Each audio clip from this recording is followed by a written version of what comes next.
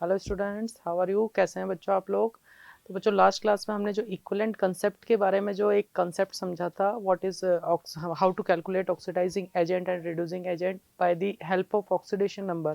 तो oxidation number के basis पर जो मैंने बताया था कि ऑक्सीडाइजिंग एजेंट और रिड्यूसिंग एजेंट को हम कैसे कैलकुलेट कर सकते हैं। तो ये एक शॉर्ट रिविजन वापस जो लास्ट क्लास में था उसका कर लेते हैं, और कुछ होमवर्क भी मैंने बच्चों आपको दिया था, जहाँ पर मैंने बोला था कि आपके सामने जो क्वेश्चन है उसमें आपको आइडेंटिफाई करना है व्हाट आर ऑक्सीडाइजिंग, कौन से ऑक्सीडाइजिंग एजेंट है और कौन से रिड्यूसिंग एजेंट है। ठीक है, तो उसमें मैंने बताया था जिसका ऑक्सीडेशन नंबर बच्चों मिनिमम आता है तो वो एक्ट करेगा एज ए रिड्यूसिंग एजेंट, और जिसका ऑक्सीडेशन नंबर बच्चों मैक्सिमम है। और मिनिमम और मैक्सिमम कैसे हमें याद रखने हैं वो भी सारी चीज़ें मैंने बताई है। जिस बच्चे ने नहीं देखा है वो लास्ट वीडियो ज़रूर देखें।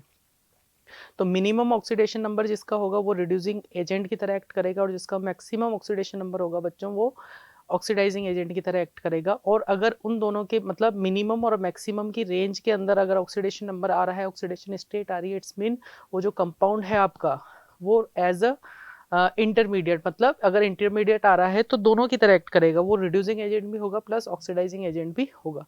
तो बच्चों लास्ट क्लास में अगर आपको रिमेंबर, अगर आपको याद हो, आपने पढ़ा है, वो वीडियो देखा है, तो उसमें मैंने क्वेश्चन दिया था कि आइडेंटिफाई ऑक्सीडाइजिंग एजेंट। बच्चों ये वाला क्वेश्चन था और मैंने बोला था इसकी आप प्रैक्टिस कीजिएगा, इसको आप लोग खुद करिएगा। जिन बच्चों ने किया है अच्छी बात है, जिन्होंने नहीं किया वो देखें, और जिन्होंने किया है वो उसको क्रॉस चेक कीजिए कि आपका आंसर सही है या गलत। बच्चों क्वेश्चन था identify oxidising agent and reducing agent और बोथ इन द फॉलोइंग। तो फर्स्ट जो है आपका H2O2। तो H2O2 की बच्चों यहाँ पर बात करें तो ये ऑक्सीडाइजिंग एजेंट है या रिड्यूसिंग एजेंट है। तो बच्चों H2O2 वापस परऑक्साइड का केस है, और परऑक्साइड के H2O2 की बच्चों अगर बात करते हैं तो परऑक्साइड के केस में ऑक्सीडेशन स्टेट या oxidation number of oxygen, oxygen का ऑक्सीडेशन नंबर कितना होगा बच्चों? -1। नहीं भी याद है तो आप निकाल सकते हैं, लाइक मुझे ऑक्सीजन का निकालना है तो मैं जानता हूँ हाइड्रोजन का कितना होता है बच्चों, +1 +2 इंटू एक्स किसके इक्वल रखेंगे, 0 के इक्वल रखेंगे। तो कितना हो जाएगा बच्चों यहाँ पर 2 + 2x इक्वल टू 0। तो 2 उधर जाएगा, -2, तो x इक्वल टू कितना आएगा, -1। तो ऑक्सीजन का यहाँ पर -1 आ रहा, और वी नो दैट ऑक्सीजन का मिनिमम, ऑक्सीजन का बच्चा ऑक्सीडेशन नंबर या ऑक्सीडेशन स्टेट -2 टू +2 ये होता है, यस और नो? -2 से +2, -2 से +2 है तो जरा देखो -1 बच्चों नंबर लाइन को, मैंने बोला था नंबर लाइन को दिमाग में रखो। नंबर लाइन क्या होता है, ये वाला, ये 0 +1 +2 +3, इधर जाएंगे -1 -2 -3। तो जरा देखिए -2 से +2 के बीच में -1 आ रहा है, इसका मतलब बच्चों ये ऑक्सीडेशन नंबर इंटरमीडिएट है। इट्स मीन H2O2 जो है बच्चों, इट एक्ट एज बोथ। इसका मतलब क्या हुआ बच्चों, आपका जो H2O2 है वो बोथ होगा। इट्स मीन ये ऑक्सीडाइजिंग एजेंट की तरह काम भी करेगा और रिड्यूसिंग एजेंट की तरह भी काम करेगा। Is it clear? तो इसका आंसर क्या होगा बच्चों, बोथ। NO2 के अंदर, NO2 के अंदर हम क्या किसका निकालेंगे ऑक्सीडेशन नंबर, नाइट्रोजन का। ऑक्सीजन का कितना होगा, -2, x मानकर कैलकुलेट कर लीजिए, -2 इक्वल टू 0। तो x -4 equal to 0, x equal to क्या आएगा बच्चा, x इक्वल टू क्या आएगा बच्चों, +4। और हमें पता है बच्चों जो नाइट्रोजन है उसका मिनिमम ऑक्सीडेशन नंबर -3 और मैक्सिमम कितना होता है बच्चा, +5। ये मैंने लास्ट वीडियो में अच्छे से एक्सप्लेन किया है। -3 से +5 है तो +5 आ रहा है बच्चों, इसका मतलब ये भी -3 से +5 के बीच में आएगा, +4। इसका मतलब ये भी किसकी तरह एक्ट करेगा बच्चों, बोथ। ये oxidising agent and reducing agent दोनों की तरह वर्क करेगा। सिमिलरली H3PO4 में बच्चों यहाँ पर देखें फॉस्फोरस का हमें निकालना है, तो 3 हाइड्रोजन का +1 +x +4 -2 ऑक्सीजन का इक्वल टू 0। तो कितना हो जाएगा बच्चों, +3 +x -4 2 जा 8 equal to 0, x equal to ये +8 -3 कितना हो जाएगा, कितना होगा बच्चों, ये आएगा आपका कितना +5, +5 आ रहा है इसका। और फॉस्फोरस का मुझे पता है बच्चों -3 इसका मिनिमम होता है, +5 इसका मैक्सिमम होता है। तो +5 आ रहा है बच्चों यहाँ पर, तो मैक्सिमम ऑक्सीडेशन स्टेट आ रहा है। मैक्सिमम ऑक्सीडेशन स्टेट आ रही है तो इसका मतलब बच्चों it is act as both. ये किसकी तरह वर्क करेगा बच्चों यहाँ पर, नहीं नहीं बोथ नहीं, सॉरी, ये किसकी तरह एक्ट करेगा, oxidising agent. Maximum oxidation number आ रही है, क्लियर है। सिमिलरली यहाँ पर बच्चों क्लोरीन का हम निकालें तो क्लोरीन का निकाल लो फटाफट। हाइड्रोजन कितनी है यहाँ पर 1 है, तो 1 into +1 oxidation state plus chlorine का x 4 - 2 = 0, 4 - 2 4 2 जा 8 -8 = 0 x, और ये हो जाएगा बच्चों +1, x = आएगा आपका +7। और बच्चों क्लोरीन का minimum oxidation number -1 and maximum is +7। तो यहाँ पर मैक्सिमम ऑक्सीडेशन नंबर आ रहा है, इट्स मीन HClO4 जो है एज अ ऑक्सीडाइजिंग एजेंट इसकी तरह काम आएगा बच्चों, ऑक्सीडाइजिंग एजेंट। क्या ये क्वेश्चन जो है बच्चों आप लोगों ने सॉल्व किया या नहीं किया, नहीं किया है तो बच्चों करिए। इस टाइप के क्वेश्चंस पूछे जाते हैं। आपको कोई भी कंपाउंड दे दिया जाएगा, आप जो उसका सेंट्रल एटम है उसका ऑक्सीडेशन नंबर निकाल लीजिए, उसके अकॉर्डिंग आप बता सकते हैं which is act as an oxidising agent, reducing agent या बोथ।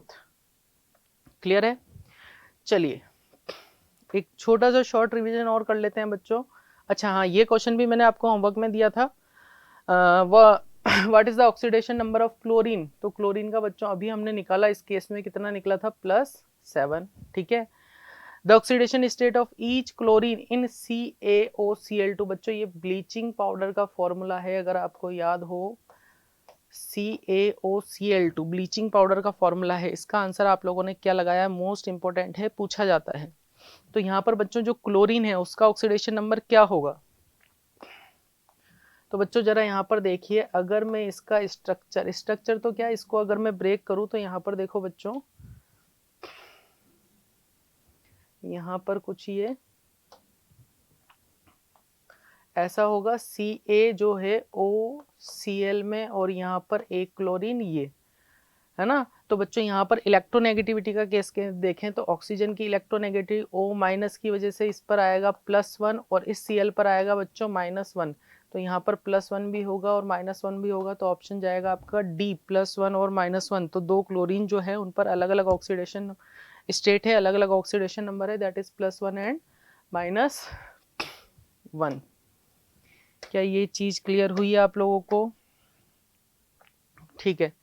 नेक्स्ट बच्चों, लास्ट क्लास में हमने डिस्कस किया था types of redox reaction. Intermolecular redox reaction क्या होती है, ऐसी केमिकल रिएक्शन या ऐसी रेडॉक्स रिएक्शन जिसके अंदर दो अलग अलग कंपाउंड होंगे और अलग अलग कंपाउंड्स का जो है अलग अलग जो है क्या होगा, ऑक्सीडेशन, एक का ऑक्सीडेशन होगा और एक का रिडक्शन होगा। अलग अलग कंपाउंड्स के जो एटम्स होंगे ना, जो एलिमेंट्स एटम जिनके ऑक्सीडेशन नंबर चेंज हो रहे हैं, तो एक में ऑक्सीडेशन होगा और एक में क्या होगा, रिडक्शन होगा। तो यहाँ पर मैंने एग्जांपल दिया था Sn+2 जो है बच्चों यहाँ पर +4 में जा रहा है, तो इट्स मीन इसका ऑक्सीडेशन हो रहा है, यहाँ पर इसका रिडक्शन हो रहा है। क्लियर है। इंट्रामोलिकुलर रेडॉक्स रिएक्शन बच्चों, इंट्रामोलिकुलर रेडॉक्स रिएक्शन में क्या है, आपका कंपाउंड एक ही है, सब्सटेंस आपका एक ही है, और एक ही सब्सटेंस के जो डिफरेंट एटम्स हैं उन्हीं में क्या हो रहा है, ऑक्सीडेशन हो रहा है और रिडक्शन हो रहा है। यहाँ पर दो अलग अलग कंपाउंड नहीं है। लाइक इसका एग्जांपल बच्चों KClO3। अच्छा एक चीज और बच्चों, decompose in intramolecular redox reaction different atoms of single compound, single compound है उसके डिफरेंट एटम्स हैं, ठीक है, different atoms of single compound undergoes oxidation and reduction by the process of decomposition.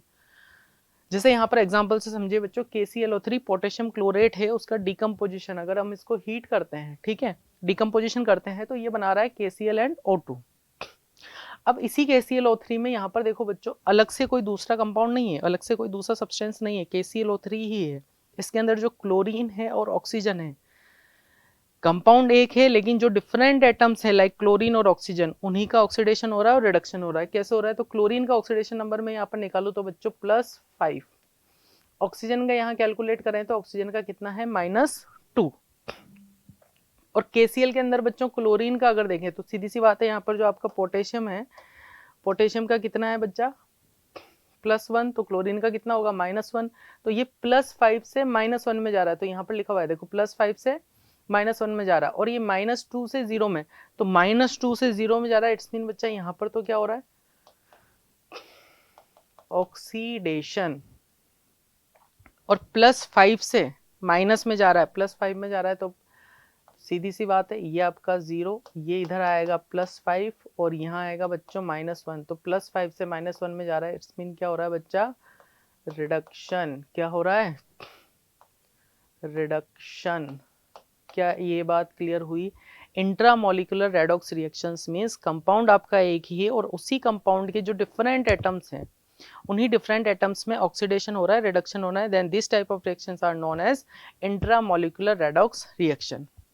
Next जो टाइप है बच्चों रेडॉक्स रिएक्शन का disproportionation reaction. Disproportionation reaction और इंटर बच्चों के माइंड में ये होता है इंट्रामोलिकुलर और डिस्प्रोपोर्शनेशन को दोनों को एक ही मानकर चलते हैं, एक ही मान लेते हैं जब कंसेप्ट क्लियर नहीं होता। बच्चों दोनों में बेसिक सा थोड़ा सा डिफरेंस है। डिफरेंस ये है वहां पर जो है आपका एक कंपाउंड के डिफरेंट एटम्स थे जहां पर क्या हो रहा था ऑक्सीडेशन हो रहा था और रिडक्शन हो रहा था, लेकिन डिस्प्रोपोर्शनेशन रिएक्शन में क्या होगा कंपाउंड आपका सेम है, सेम कंपाउंड का एक ही एटम होगा, उसी एटम के अंदर ऑक्सीडेशन भी होगा और रिडक्शन भी होगा। ये छोटा सा डिफरेंस क्लियर करें बच्चों कि डिस्प्रोपोर्शनेशन रिएक्शन में एक कंपाउंड है आपका, उसके एक एटम जिसमें ऑक्सीडेशन नंबर चेंज हो रहा है ना, एक एटम का ही ऑक्सीडेशन होगा और उसी का रिडक्शन होगा, तो उन रिएक्शंस को हम बोलेंगे disproportionation reaction. Is it clear? तो यहां पर देखिए क्या लिखा हुआ है, when reduction and oxidation takes place in the same element of same compound then the reaction is called disproportionation reaction। Compound एक ही है, उसका सेम एलिमेंट है, सेम एलिमेंट के सेम कंपाउंड के सेम एलिमेंट में ऑक्सीडेशन हो रहा है, रिडक्शन हो रहा है, तो उसको हम बोलेंगे डिस्प्रोपोर्शनेशन रिएक्शन। और वहां पर क्या था different atoms of single compound. Clear है ये चीज? जरा एग्जांपल से समझिए, लाइक H2O2 है बच्चों, यहाँ पर ऑक्सीजन पेरोक्साइड का केस है, इट्स मीन ऑक्सीजन का यहाँ पर ऑक्सीडेशन नंबर कितना -1। ठीक है, H2O बना रहा है बच्चों, O2 बना रहा है, तो O2 का यहाँ पर कितना हो जाएगा 0, H2O2 का बच्चों यहाँ पर कितना होगा -2। जरा ऑक्सीजन को देखिए, कंपाउंड एक है, एक ही कंपाउंड का सेम एलिमेंट ऑक्सीजन है, -1 से गया किसमें -2 में, वापस वही बात -1 से किस में जा रहा है बच्चा -2 में, इधर जा रहा है ना -1 से -2 में, कम हो रहा है कम हो रहा है, इट्स मीन -1 से -2 में जा रहा है, तो बच्चों यहाँ पर क्या हो रहा है रिडक्शन। क्या हो रहा है रिडक्शन। -1 से 0 में, -1 में से 0 में आ रहा है बच्चा, इधर आ रहा है, तो यहाँ पर क्या हो रहा है ऑक्सीडेशन। क्या हो रहा है ऑक्सीडेशन। तो क्या एक ही एलिमेंट में आपके एक ही एलिमेंट में ऑक्सीडेशन और रिडक्शन दोनों हो रहे हैं? यस हो रहे हैं। तो इट्स मीन ये किस टाइप की रेडॉक्स रिएक्शन है बच्चों? डिस्प्रोपोर्शनेशन रेडॉक्स रिएक्शन है। क्लियर है? एक एग्जांपल और दे रखा है बच्चों यहाँ पर,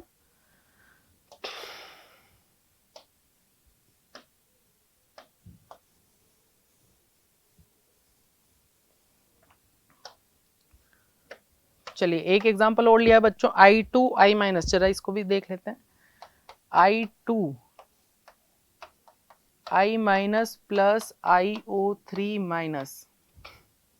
जरा इसमें देखिए I2 का क्या ऑक्सीडेशन रिडक्शन हो रहा है? बिल्कुल हो रहा है बच्चों, यहाँ पर इसका ऑक्सीडेशन नंबर 0, I- पर -1 दिख रहा है। IO3 निकाल लो, इसका ऑक्सीजन का कितना लेंगे हम 3 - 2 = -1, तो ये कितना हो जाएगा -6 -1 x, ब्रैकेट लगा लो यहाँ पर प्लस, ठीक है, तो -1 + 6 x = कितना आएगा बच्चा +5, तो यहाँ पर +5। जरा देखो ये 0 से गया माइनस में, 0 से गया माइनस में, तो यहाँ पर तो क्या हो रहा है बच्चों रिडक्शन, और 0 से ये गया +5 में, तो यहाँ पर क्या हो रहा है बच्चों ऑक्सीडेशन। क्लियर है? तो एक ही एलिमेंट का ऑक्सीडेशन और रिडक्शन हो रहा है। This type of reactions are known as disproportionation reaction. Is it clear?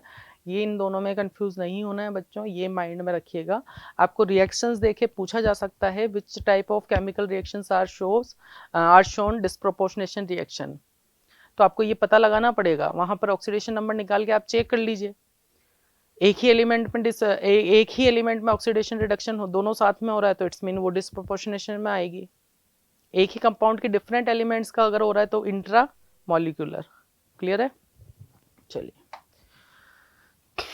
Next बच्चों कम प्रोपोर्शनेशन। तो कम प्रोपोर्शनेशन रिएक्शन जो है डिस्प्रोपोर्शनेशन रिएक्शन का ही अब उल्टा है, उसको उल्टा कर दीजिए कि यहाँ पर जो है अलग अलग जो है वापस रेडॉक्स रिएक्शन शो करेंगे, ऑक्सीडेशन होगा, रिडक्शन होगा। I2 वाला एग्जांपल मैंने दिया था, तो यही वाला जो है इसको इस वे में पढ़िए, इस वे में उल्टा वे में पढ़ेंगे तो आपकी कौन सी होगी? Comproportionation reaction. ठीक है। नेक्स्ट बच्चों some list of some important disproportionation reaction. अच्छा बच्चों हाँ, ये जो है डिस्प्रोपोर्शनेशन रिएक्शंस कुछ इंपॉर्टेंट हैं जो आपको याद रखनी है। H2O2 की बात करें बच्चों, हाइड्रोजन परऑक्साइड, तो यहाँ पर बताया था ऑक्सीजन जो है, ऑक्सीजन का वहां -1 है, यहाँ पर कितना है, कितना होगा? -2, यहाँ 0, तो ये किसका एग्जाम्पल है? डिस्प्रोपोर्शनेशन रिएक्शन का। मैं यहाँ पर लिख देता हूँ बच्चों, यहाँ पर आपका -1 और ये +1 होगा, है ना। x मानेंगे तो वापस उधर जाएगा, तो यहाँ पर कितना होगा? -2 और ये 0, तो -1 से -2, -1 से -2 रिडक्शन, -1 से 0 क्या होगा? ऑक्सीडेशन। अच्छा बच्चों ये भी मोस्ट इंपॉर्टेंट है, यहाँ पर लिखा हुआ X2 प्लस OH-। बच्चों यहाँ पर ये जो OH- ये शो कर रहा है किस मीडियम को? बेसिक मीडियम को।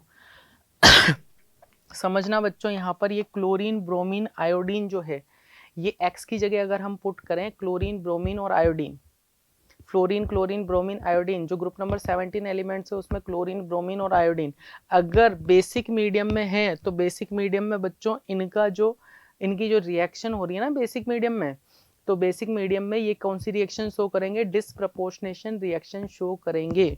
ये यहाँ पर ऐसे लिखा हुआ है बच्चों H2OH-, इसका मतलब यहाँ पर लिखा है डाइल्यूट, तो ये बनाएगा X- प्लस XO-, मीन्स अगर मैं Cl2 यहाँ पर लूँ, OH-, इसका मतलब कौन सा मीडियम है? बेसिक मीडियम, तो ये Cl- प्लस ClO-। अब हम ये बोल रहे हैं बच्चों यहाँ पर ये जो है, क्योंकि देखिए क्लोरीन जो है ऑक्सीडेशन नंबर -1 से +1 मैक्सिमम ऑक्सीडेशन स्टेट में जाता है, तो सीधी सी बात है जो डिफरेंट ऑक्सीडेशन नंबर शो करेंगे वही डिस्प्रोपोर्शनेशन रिएक्शन शो करेंगे। लेकिन फ्लोरीन जो है, फ्लोरीन का हमने रूल्स में लिखा है, फ्लोरीन का ऑक्सीडेशन नंबर ऑलवेज -1 लेते हैं। -1 लेंगे तो इसका मतलब फ्लोरीन से रिलेटेड जो आपके मॉलिक्यूल है या कंपाउंड है वो डिस्प्रोपोर्शनेशन रिएक्शन शो नहीं करेंगे। ठीक है, तो क्लोरीन का देखो बच्चों यहाँ पर कितना है? 0 है, यहाँ पर -1 है, और अगर ClO- में इसका x मान लो, इसका -2 ऑक्सीजन का हम लेते हैं, ये -1 के इक्वल होगा। x equal to -1 plus 2, x equal to कितना आएगा? +1। तो यहाँ पर देखो बच्चों जरा, 0 से -1 में जा रहा है, 0 से -1 में जा रहा है, समझो 0 से -1 में, इस मीन्स क्या हो रहा है? रिडक्शन। क्या हो रहा है? रिडक्शन। और ये बच्चों 0 से किस में जा रहा है? +1 में। 0 से +1 में जा रहा है, तो बच्चों यहाँ पर क्या हो रहा है? ऑक्सीडेशन। तो क्या एक ही कंपाउंड का ऑक्सीडेशन रिडक्शन हो रहा है, और ये कब हो रहा है? जब हमें ये पता है कि क्लोरीन के अलग अलग ऑक्सीडेशन स्टेट या ऑक्सीडेशन नंबर होते हैं। सिमिलरली आप ब्रोमीन लेते हो, आयोडीन लेते हो, तो ये भी इस टाइप की रिएक्शन शो करेंगे। तो ये तो बच्चों डाइल्यूट फॉर्म में, या डाइल्यूट हम बोल सकते हैं, डाइल्यूशन वाली फॉर्म में बेस जो है ज़्यादा डाइल्यूट किया हुआ है, यहाँ पर कंसंट्रेटेड फॉर्म में, तो यहाँ पर कंपाउंड ये वाले बनेंगे आपको। तो इस केस में भी हम बोल सकते हैं ये कैसी रिएक्शन शो करेंगे? डिस्प्रपोर्शनेशन रिएक्शन शो करेंगे। और नोट लगा के, या एक लाइन लिखी हुई है बच्चों यहाँ पर, नोट लगा के आप लोग अपने नोट्स में डाल लीजिएगा। F2 does not undergo disproportionation as it is the most electronegative element, और हमें पता है मोस्ट इलेक्ट्रोनेगेटिव एलिमेंट है, तो उसका -1 ही होगा। यहाँ पर आप देखेंगे तो -1। क्लियर? इसके अलावा बच्चों ये भी याद रखना है आपको, P4 और S8 का OH यानी बेसिक मीडियम में ये आपके डिस्प्रपोर्शनेशन रिएक्शन शो करेंगे। तो वापस इनका ऑक्सीडेशन नंबर निकाल लो बच्चों। यहाँ पर P4 का कितना होगा? 0। x मानोगे तो बच्चों यहाँ पर देखो, इसका x, इसका प्लस, इसका हो जाएगा माइनस, 3H2PO2 माइनस, तो निकाल सकते हैं, निकाल लो जरा साइड में।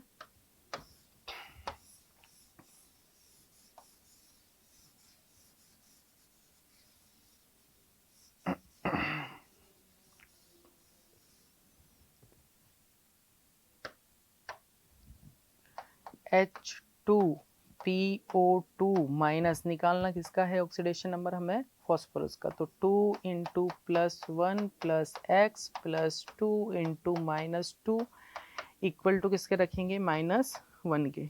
तो बच्चों ये तो हो जाएगा +2 प्लस एक्स माइनस कितना 4 इक्वल टू -1, तो ये कितना हो गया बच्चा, -2 -1 x इक्वल टू -1 प्लस 2, तो x इक्वल टू कितना आ जाएगा बच्चों, +1।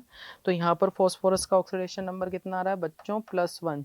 तो 0 से ये +1 में जा रहा है, इसका मतलब ऑक्सीडेशन नंबर क्या हो रहा है, इंक्रीज हो रहा है, इंक्रीज हो रहा है, इट्स मीन क्या हो रहा है बच्चा, ऑक्सीडेशन।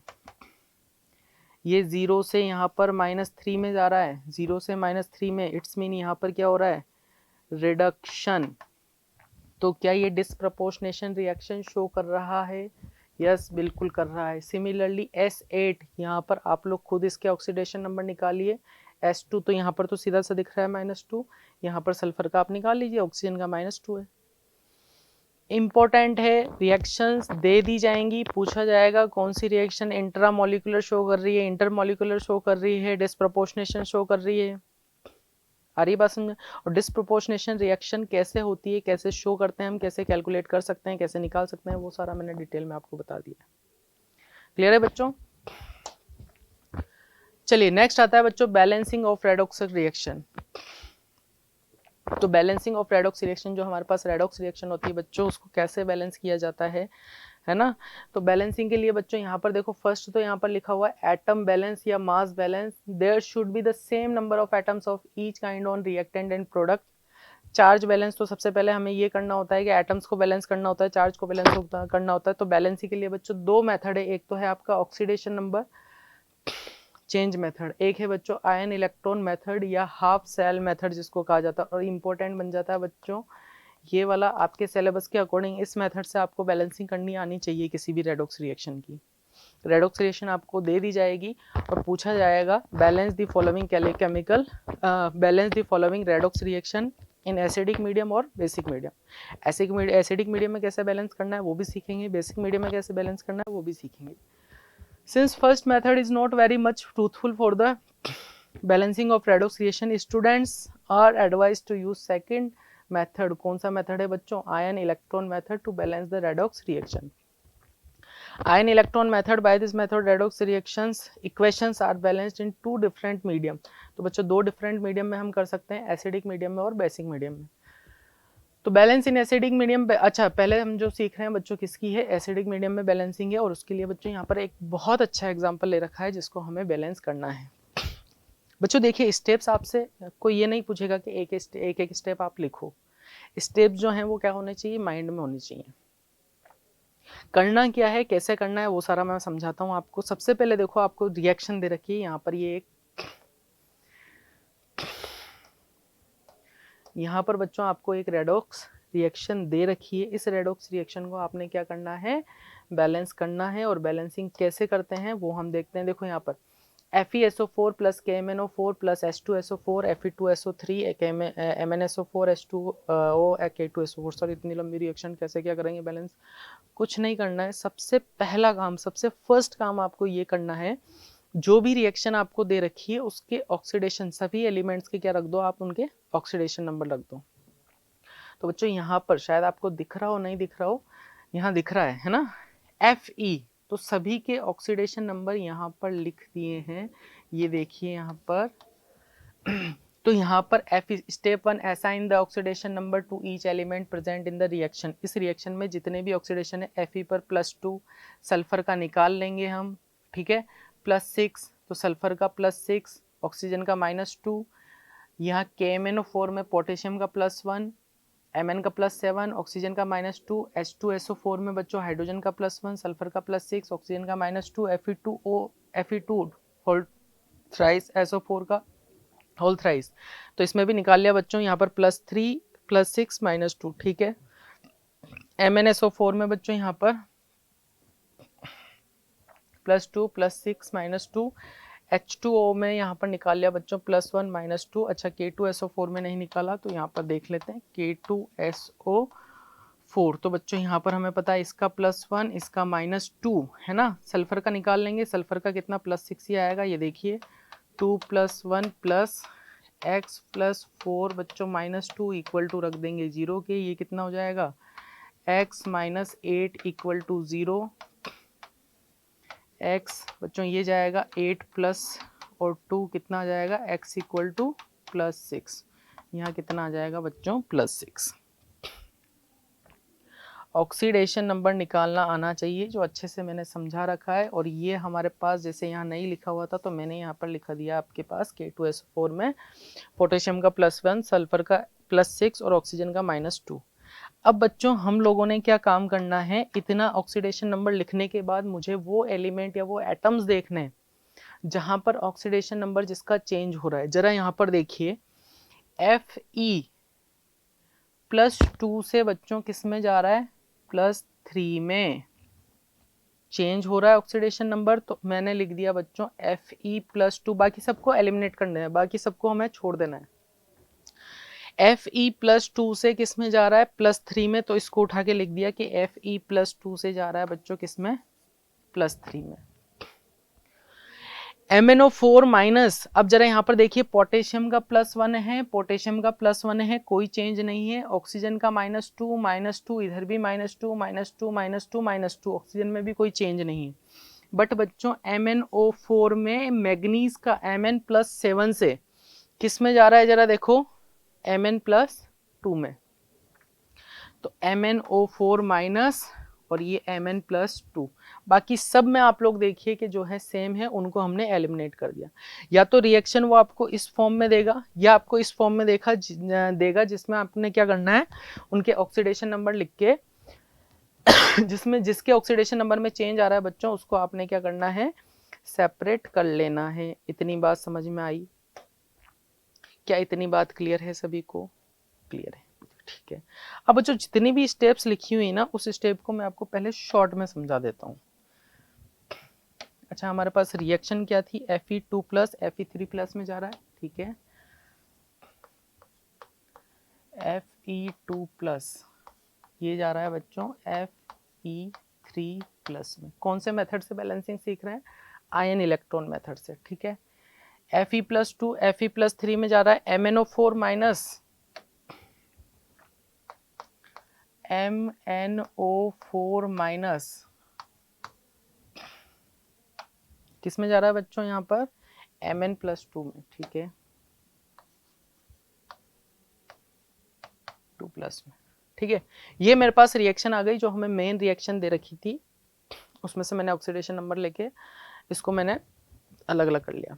और बच्चों फिर उसके बाद आयन इलेक्ट्रॉन मेथड ये कह रहा है कि जो आपने रिएक्शन लिखी है, जो स्टेप्स आके लिखी हुई है ना, उसी को शॉर्ट में बता रहा हूँ कैसे आपको सॉल्व करना है, कैसे उसको बैलेंस करना है by the ion electron method.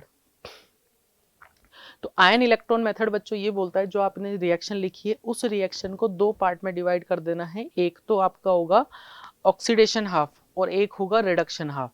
तो ऑक्सीडेशन हाफ और रिडक्शन हाफ निकालने के लिए मुझे ये पता होना चाहिए कि मेरे पास ऑक्सीडेशन कहाँ हो रहा है और रिडक्शन कहाँ हो रहा है।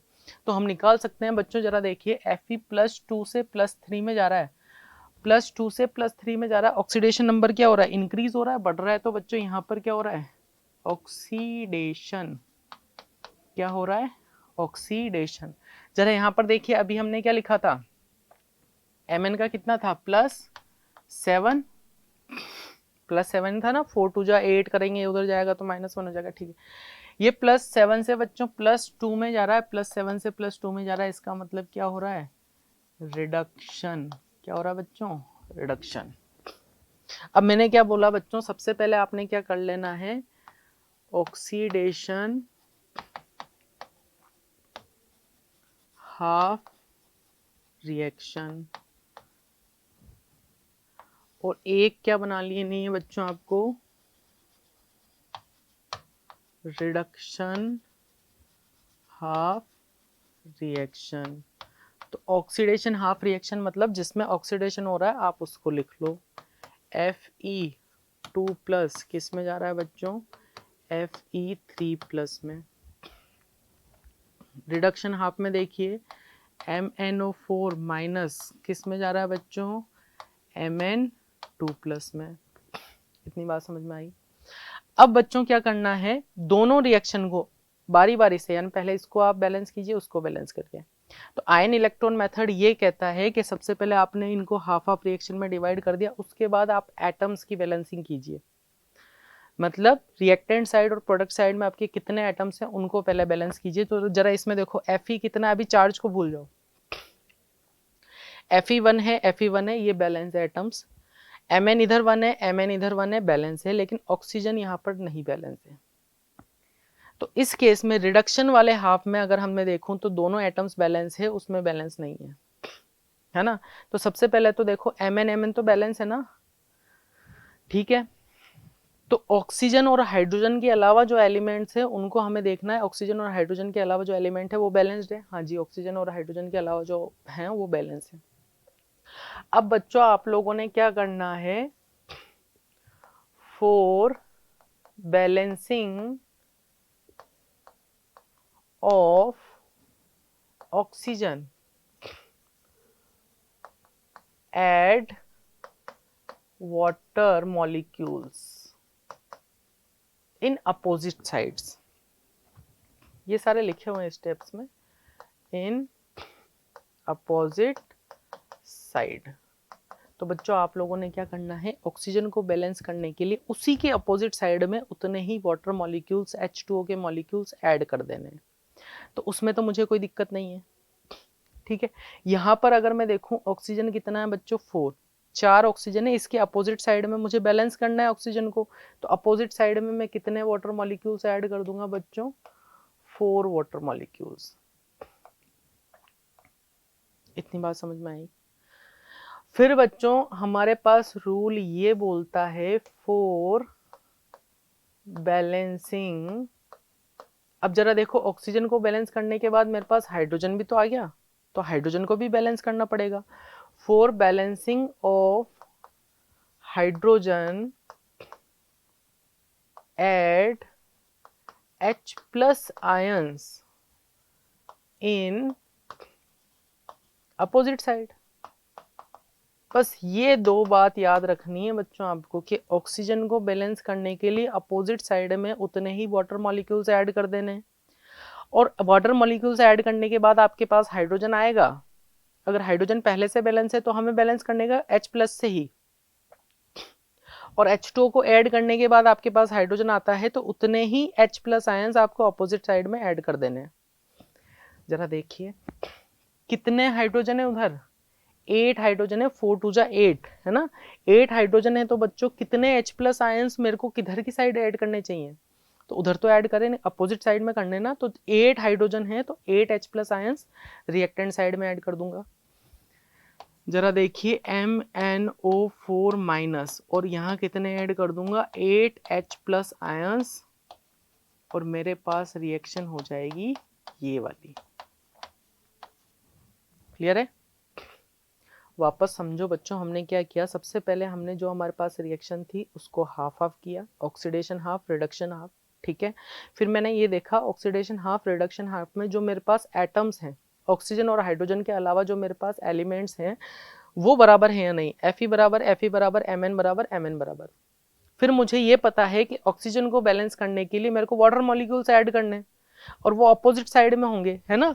तो मैंने यहाँ पर देखा बच्चों ऑक्सीजन 4 है और उतनी ही वाटर मॉलिक्यूल्स मैंने इधर ऐड कर दिए 4H2O। फिर मुझे ये पता है कि हाइड्रोजन मेरे पास आया तो हाइड्रोजन को बैलेंस करने के लिए अपोजिट साइड में उतने ही H+ आयंस मैंने ऐड कर देने।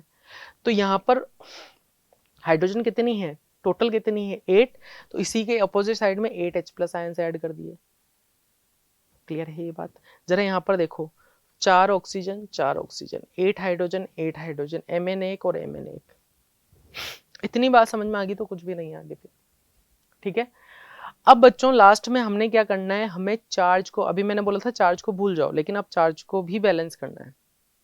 और चार्ज को बैलेंस करने के लिए बच्चों हम किसकी हेल्प करेंगे, हेल्प लेंगे हम तो एक पॉइंट तो ये याद रखना है, एक पॉइंट ये, एक पॉइंट ये। Add electrons for balancing of charge, and charge को बैलेंस करने के लिए जहां पर आपको जरूरत हो आप उतने इलेक्ट्रॉन्स ऐड कर दीजिए, रिएक्टेंट साइड या प्रोडक्ट। अब जरूरत का मतलब क्या है समझो इधर। यहाँ पर बच्चों अगर मैं आपसे बोलूं कितना चार्ज है, +2 चार्ज है, यहाँ कितना चार्ज है, +3 चार्ज है, तो बच्चों यहाँ पर देखो कम को तो ज्यादा नहीं कर सकता, लेकिन ज्यादा वाले को कम कर सकता हूं by the addition of electron. अगर मैं यहाँ पर एक इलेक्ट्रॉन ऐड कर दूं E-, तो क्या उधर भी +2 चार्ज हो जाएगा? बिल्कुल हो जाएगा सर। -1 करेंगे आप तो इधर कितना हो जाएगा, +2। तो जरा देखिए चार्ज बैलेंस हुआ नहीं हुआ? बिल्कुल हुआ। तो यहाँ पर जो है आपने क्या किया, एक इलेक्ट्रॉन बच्चों ऐड कर दिया। जरा सेम यही चीज हम हमारी रिडक्शन हाफ रिएक्शन में देखें। यहाँ पर देखिए कितना चार्ज है, यहाँ -1 +8, टोटल कितना हो रहा है बच्चों, +7। और प्रोडक्ट साइड में देखिए चार्ज कितना है, +2। तो कम को तो ज्यादा नहीं कर सकते, ज्यादा को कम कर सकते हैं by the addition of electron. बताइए कितने इलेक्ट्रॉन ऐड करूं कि इधर भी 2 हो जाए? कितने इलेक्ट्रॉन, +7 को किस में से माइनस करूं, 5 में से, तो कितना हो जाएगा, +2। यानी इसका मतलब बच्चों इधर रिएक्टेंट साइड में मैंने कितने इलेक्ट्रॉन्स ऐड करने हैं, 5 इलेक्ट्रॉन्स ऐड करने हैं। तो मेरे पास रिएक्शन क्या बन जाएगी, MnO4- +8H प्लस कितने, 5 इलेक्ट्रॉन्स। कितने इलेक्ट्रॉन बच्चों, 5 इलेक्ट्रॉन्स। और ये आपका Mn